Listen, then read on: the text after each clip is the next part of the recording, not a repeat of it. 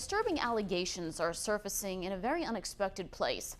A man who is supposed to bring joy and holiness to the Jewish ritual of circumcision is now accused of something unthinkable, spreading a deadly disease to innocent babies.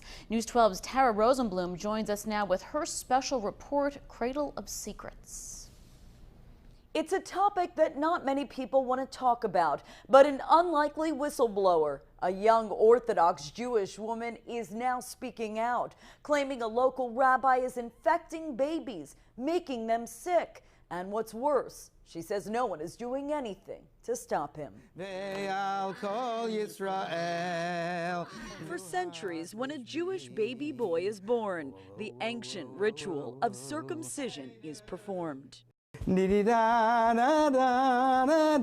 in some ultra-Orthodox communities, religious leaders, known as moyals, also engage in something controversial during the bris.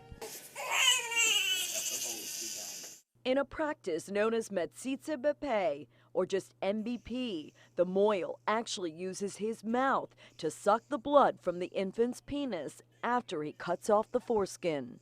Meant to prevent infection and serve as a celebration of life, News 12 has learned the little-known practice has turned into a curse for life for some babies involved in our area. And it's all because of a local rabbi who's alleged to have a sexually transmitted disease. The rabbis are going to take care of it. They won't let him get away with it. According to these documents we obtained from the State Health Department, Rabbi Yitzhak Fisher of Muncie has been tied to at least 3 herpes infections in babies, one of whom died back in 2004.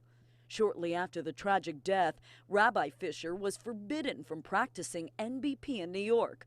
But despite this state-issued ban, one concerned mother tells us the infected moyal is still placing innocent lives at risk. They should be arresting Rabbi Fisher. He should be in jail for murder, for homicide, for infanticide.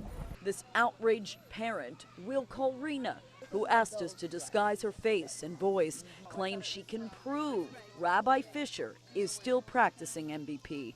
She says she very recently secretly recorded a phone conversation with him in which she requested the rabbi to perform the controversial service. There's nothing to worry about. Nothing to worry about. I can only do interrupting practice. That's perfectly okay. But at one point during the call, Rena questions the safety of oral suction and references the recently reported death of a baby in New York City just last September. The baby passed away on Rosh Hashanah. It took them 5 months for the health department to convince the medical examiner to add the word oral suction to record the death.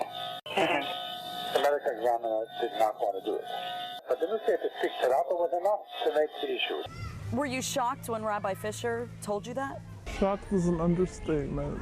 It's unbelievable that this goes on, and this man is maiming and killing children, babies. Yet we found no shortage of Hasidic Jews in Muncie willing to defend the rabbi. Everybody knows he's an honest person. And his actions.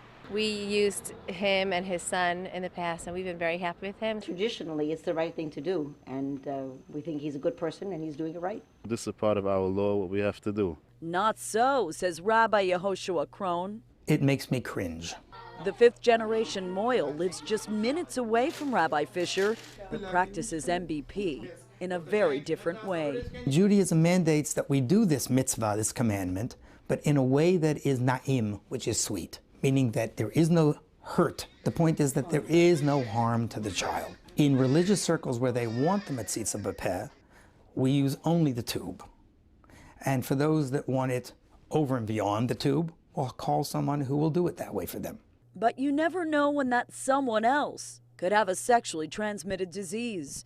Just last month, yet another baby got infected with herpes after undergoing NBP in Orange County.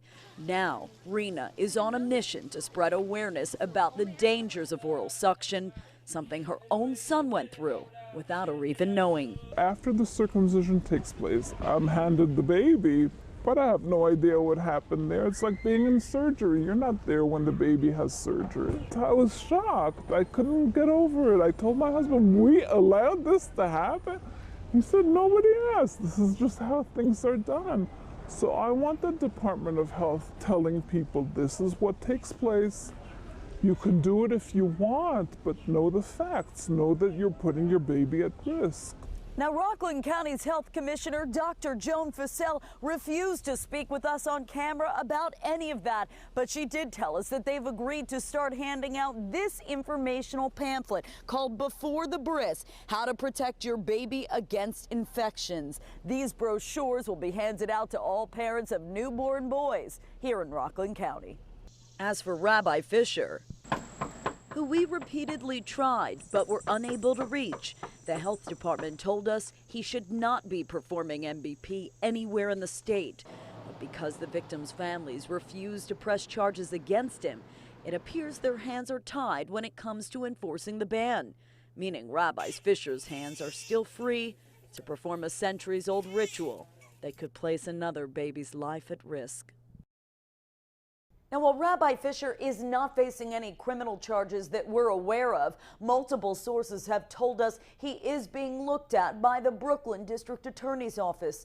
In the meantime, Rena's just hoping by coming forward, more families will have the courage to speak out, or at the very least, ask more questions before their baby is circumcised.